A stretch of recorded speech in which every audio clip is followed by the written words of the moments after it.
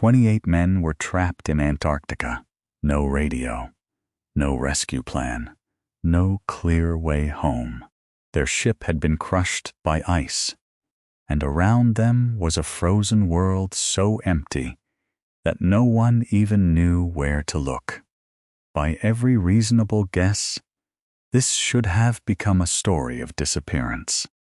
But it did not. Every single man survived.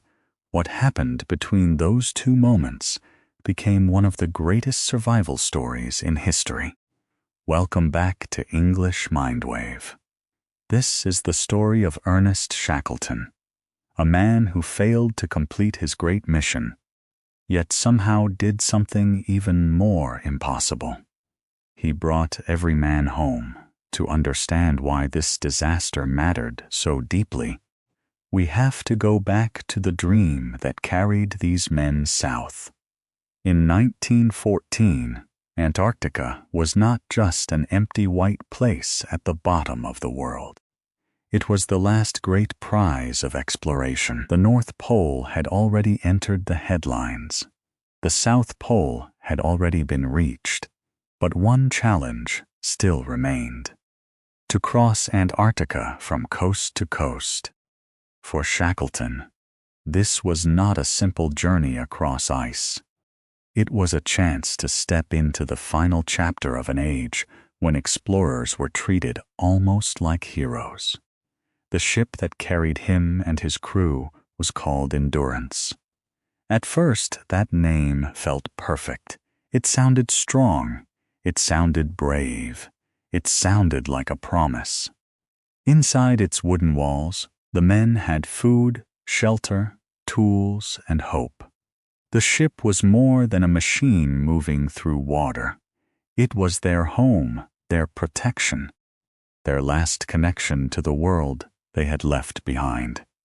But Antarctica did not need to fight them with noise or violence. It only had to wait. Slowly, the sea around the ship began to freeze. At first, it looked like a delay. The men could hope the ice would loosen. They could hope the ship would move again. They could hope that patience would save the expedition. But day by day, the ice grew stronger. It pressed against the ship. It closed around the hull. It turned the sea into a prison. The Endurance stopped moving.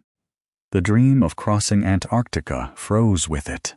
The men had come to move across a continent. Now they could not even move their ship. They were no longer explorers sailing toward glory. They were prisoners of the ice. And being trapped was only the beginning, because the ice was not finished with them yet. Day after day, the pressure around the Endurance grew heavier, as if the frozen sea had wrapped its hands around the ship and slowly begun to squeeze. At first, the men could still believe the ship might hold. It had carried them through violent waters. It had protected them from wind, darkness, and fear. But now the danger was different. There was no enemy to face, no wave to fight, no storm to outrun. There was only pressure, quiet and patient. The wood began to groan. The beams bent. Cracks opened where solid walls had once made the men feel safe. Imagine hearing your only shelter break beneath you, not in one terrible moment, but slowly, hour after hour, until hope itself began to sound like splintering wood. The Endurance did not die like a ship in a battle. It died in silence, crushed by a world too cold to care. For Shackleton, this was the moment the dream ended. But something deeper also happened there. In that frozen silence, he quietly abandoned the dream he had spent years chasing. The goal was no longer Antarctica. The goal was 28 lives. That change may sound simple, but it was everything. A weaker man might have kept thinking about the lost mission, the lost glory, the lost place in history. Shackleton could not afford that. The ship was dying in front of him, and every face around him was now a responsibility. From that moment on, he was no longer trying to cross a continent. He was trying to bring his men home. When the ship was finally lost, the crew still had breath in their bodies, but the meaning of their journey had changed forever. They were standing on the ice now, with no ship beneath them, no path ahead of them, and no rescue moving toward them. And yet, losing the ship did not mean they had reached the bottom of the disaster. The men moved onto the ice, but the ice was not land. It had no roots, no mercy, no promise to stay beneath their feet.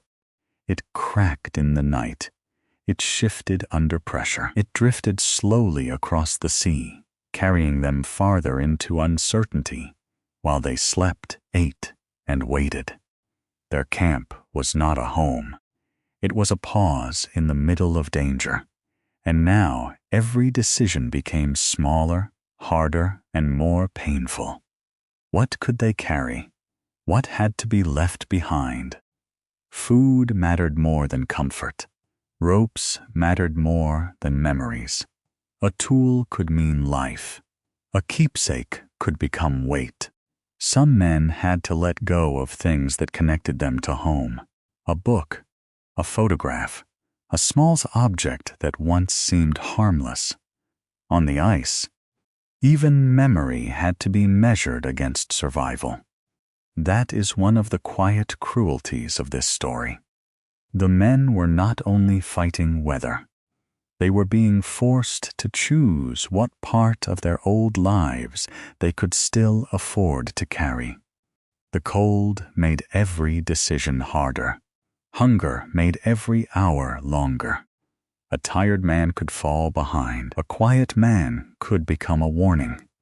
Shackleton understood that the danger was not only the ice, it was discouragement. It was the slow collapse of the mind when every day looked the same and every direction looked empty. So he made survival feel practical. Move this. Carry that. Save the boats. Protect the food. Keep the group together. He did not ask the men to believe in a distant miracle. He gave them something smaller and more possible. The next task. The next meal, the next day. This was not courage that looked beautiful from far away. It was rough, tired, ordinary courage, repeated again and again, in a place where nothing felt certain. But the ice kept changing. Soon even that frozen camp could not be trusted. The cracks grew more dangerous. The sea opened in places where solid ground had seemed to be. If they stayed, the ice might break beneath them. If they left, they would have to face the ocean in small lifeboats. So the men stepped away from the broken certainty of the ice and placed their lives into boats that looked far too small for the sea ahead. The lifeboats had once been emergency equipment. Now they were the only future left. Around them, the ocean rose and fell with a cold, violent rhythm, as if the world itself were breathing against them. There was no deck to walk on, no cabin to hide inside, no strong wooden ship between their bodies and the water. The men were exposed to everything. Wind cut through their clothes. Salt water soaked them again and again. Hunger and thirst made time feel slower. Sleep came only in short, broken pieces, if it came at all. Each wave could lift them toward hope, then drop them back into fear. They were moving now, but movement did not mean safety. It only meant the danger had become larger. After days of suffering, they finally reached Elephant Island. For a moment, land must have felt like mercy. After drifting ice and freezing water, solid ground beneath their feet may have seemed almost unreal. A person can understand why hope would rise in that moment. Land means shelter. Land means stopping. Land means the sea is no longer directly under you. But this story had one more cruel turn waiting. Elephant Island was not rescue. It was remote, frozen, and almost completely outside the path of ordinary ships. No one knew the men were there. No rescue party was searching that shore. They had survived the ocean only to arrive at a place where waiting could quietly destroy them. That was the terrible truth Shackleton had to face. Staying together meant slowly running out of chances. Leaving meant risking another impossible journey. So he chose the only path that still carried a small piece of hope. Most of the men would remain on Elephant Island. Shackleton would take a few others in the James Caird and try to reach South Georgia, far across one of the most dangerous seas on Earth. Before he left, he gave the men something no map could guarantee. He gave them a promise. He would come back. And then the small boat moved away, leaving 22 men on a frozen island, watching their last hope disappear into the Southern Ocean. From that moment, the story divided into two kinds of suffering: the men who waited, and the men who sailed into the unknown to keep that waiting from becoming permanent. The James Caird was small, almost painfully small against the Southern Ocean. It carried Shackleton and a handful of men through water that seemed too violent for any open boat to survive. Waves rose like moving walls. Wind tore across the sea. Cold entered their clothes, their hands, their faces, and still they had to keep going. There was no room for comfort, and almost no room for doubt. If they missed South Georgia, there might be nothing ahead but more ocean. In that tiny boat, navigation was not just a skill. It was a thin line between return and disappearance. After days that must have felt longer than ordinary time, they reached South Georgia. But even there, the story refused to become simple. They had landed on the wrong side of the island.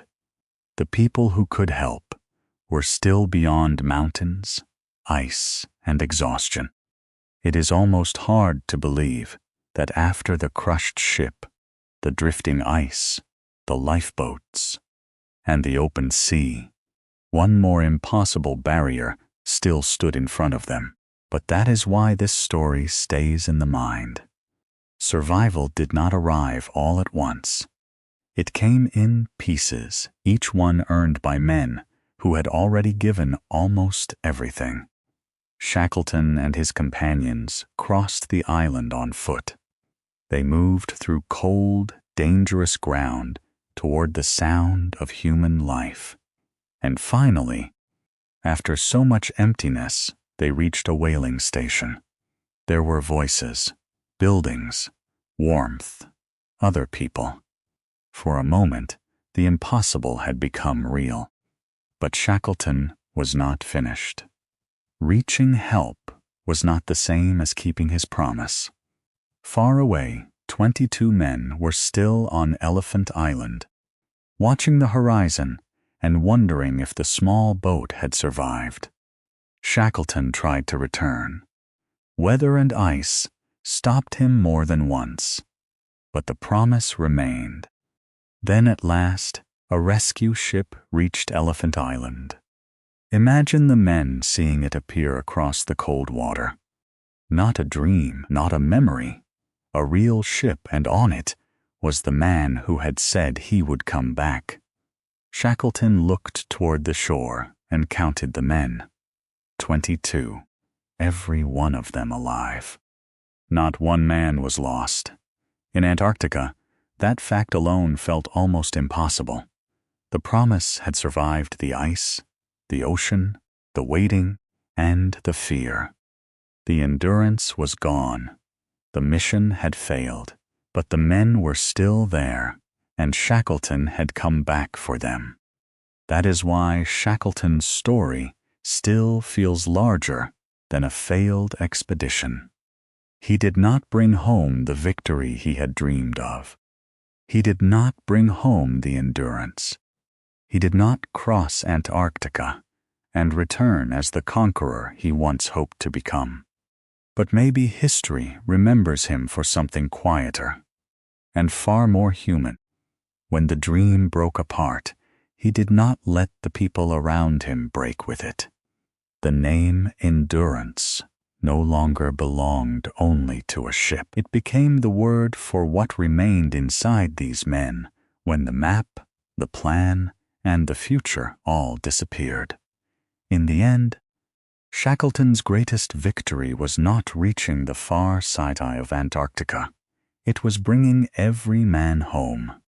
Thank you for listening to this story on English Mindwave. If this story moved you, please subscribe to support the channel and help us continue creating meaningful stories like this.